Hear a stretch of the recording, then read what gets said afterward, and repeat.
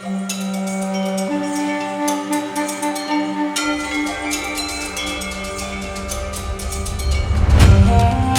परीक्षा में कौन खरा उतरता है, ये आपके ऊपर है। जब प्रभु प्रसन्न होते हैं तो भगवान अपने भक्त की कड़ी से कड़ी परीक्षा लेते हैं। कदम कदम पर परीक्षा ही परीक्षा होती है, लेकिन उस गहन परीक्षा में खरा कौन उतरता है? वही खरा उतर सकता है जो मैं से परे हो, अहम से परे हो, लोभ से परे हो, क्रोध से परे हो, ईर्ष्या से परा हो, द्वेष से परे हो। वही खरा उतर सकता है। जो करोगे सो ही पाओगे, यानी जैसा बीज बोगे वैसी ही खेती काटने को मिलेगी, और इससे भगवान का कोई लेना देना नहीं है। जो तुमने बीज बोया है वैसी ही उत्पत्ति होगी। तुम अगर बबूल बो देते हो और फिर सिमरन करते हो बैठ के, बबूल तुमने बो दिया और फिर तुम 24 घंटे सिमरन करते हो, श्वास श्वास सिमर रहे हो, और आप कह रहे हो जो मैंने बबूल बोया है वो फूल हो जाए।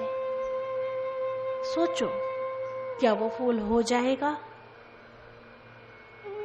थोड़ा सा ध्यान से सोचो। जो बबूल बो चुके हैं और सिमरन कर रहे हैं, 2 घंटे, 4 घंटे, 5 घंटे, 6 घंटे, 8 घंटे नहीं, 24 घंटे चल रहा है। और क्या चल रहा है? जो मैंने बबूल बोया है इसे फूल में तब्दील कर दो। हो जाएगा? प्रैक्टिकल बताओ, हो जाएगा? होगा? नहीं होगा, कभी नहीं होगा। जो बबूल बोया है उसकी खेती तो काटने हैं।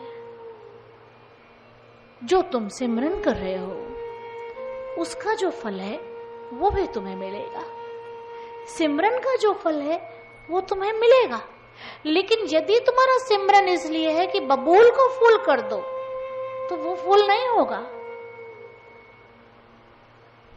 हाँ, ये है कि जो बबूल बो चुके हो और चाहते हो कि उसकी चुभन कम हो, उससे कष्ट कम मिले, प्रभु जो हो गया सो हो गया। जैसे कृष्ण कहते हैं, पापी से पापी महापापी भी यदि पाप ताप तज के मेरी शरण आ जाता है तो मैं उसके पाप ताप क्षम्य करके अंगीकार कर लेता हूं और उसको बख्श देता हूं। कुछ भी हो गया हो, कुछ भी, और यदि वास्तव में आप प्रभु की शरण आना चाहते हो और फिर भूल से भी कोई ऐसा काम नहीं करना चाहते जिससे आप अपनी नजरों में गिर जाओ, तो भगवान अंगीकार करने को तैयार है, तो भी तैयार है। भगवान बहुत दीन दयाल है, भगवान बहुत प्यारे हैं। वो आपको हर हाल में अंगीकार करने को तैयार है। एक छोटा सा बच्चा है, कीचड़ में गिर जाता है, कीचड़ से लथपथ है, दौड़ के आता है, मम्मा मम्मा करके गले लग जाता है। माँ ने हजारों की लाखों की साड़ी पहन रखी है, लेकिन उसकी ममता के आगे